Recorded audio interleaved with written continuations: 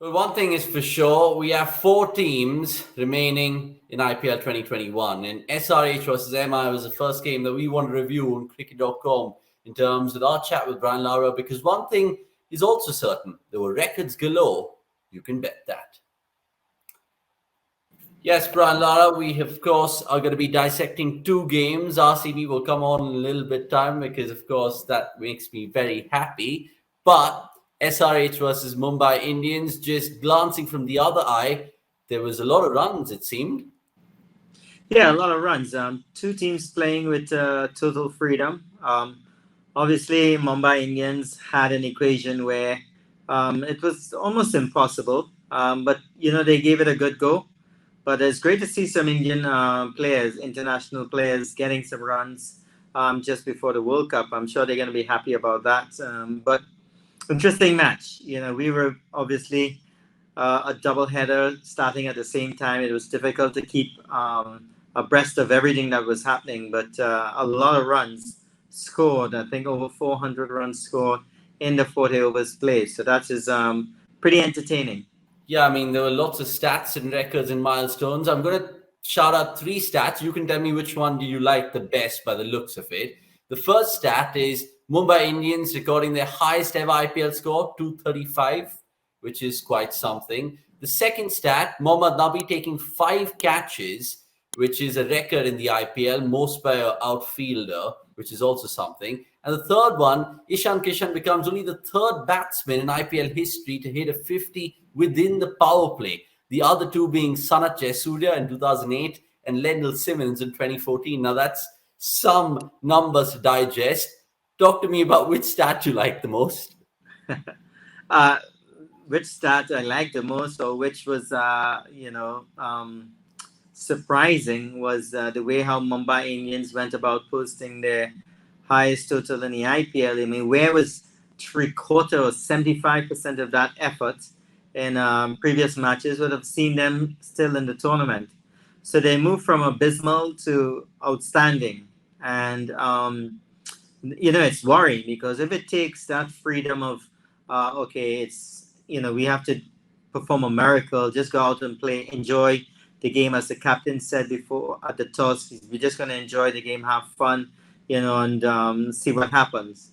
So for me, the players should appreciate and learn from how they should play, because it's all a personality thing, guys like Ishan Kishan and Suryakumar Yadav putting themselves under undue pressure did not work for them. So for me, the highlight would have been, recording that high total.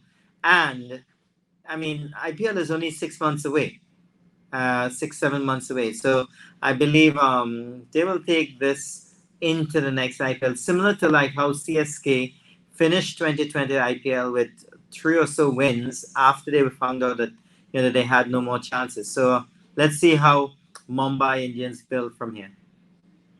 Okay, well said. And of course, SRH had to pick up the pieces as well because Manish Pandey finally came back into the team and captain as well and top scored for them. Jason Holder was 4 wickets. We can get on to the predictions right now because you called, who was it before the match? You actually predicted Suryakumar Yadav to do really well, and he did. He fell 2 runs short of Ishan Kishan. We spoke about these two actually for the cricket.com decoded show yesterday, and we were criticizing them about their form. But KL Rahul yesterday, Ishan Kishan and Suryakumar, India must be really chomping at the bits.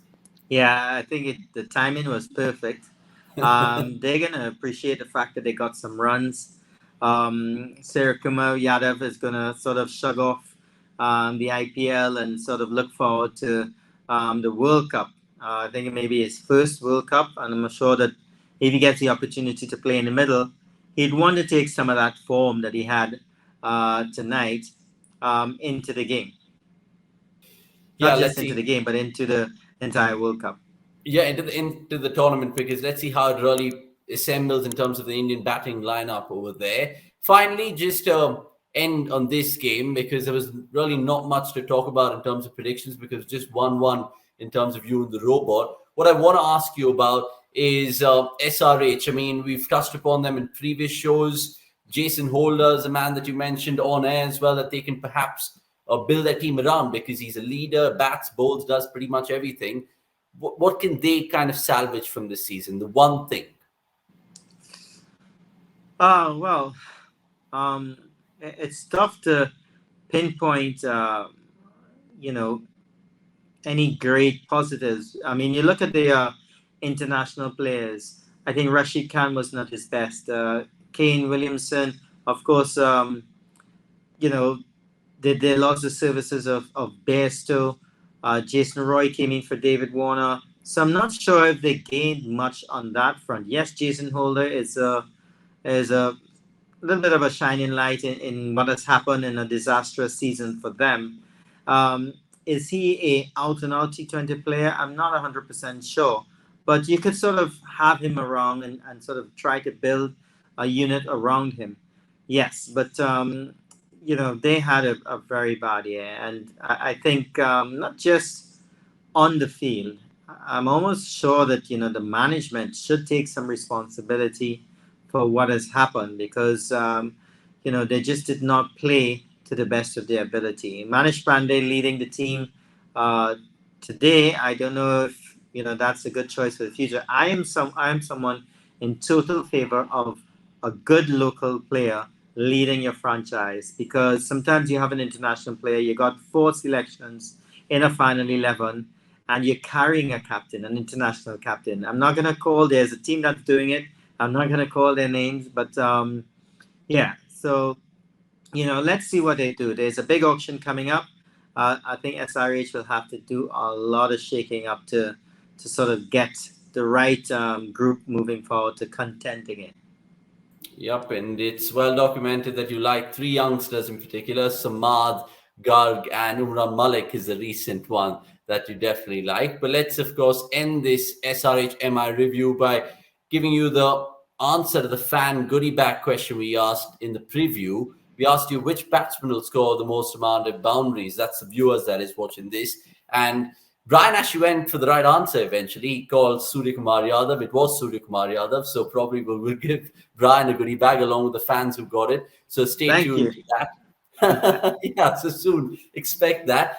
Until the next time, we'll catch Brian in the next one, which is RCB DC and the review. You don't want to miss that, because it is, of course, my team who's come out on top. Thanks for watching. Goodbye from me.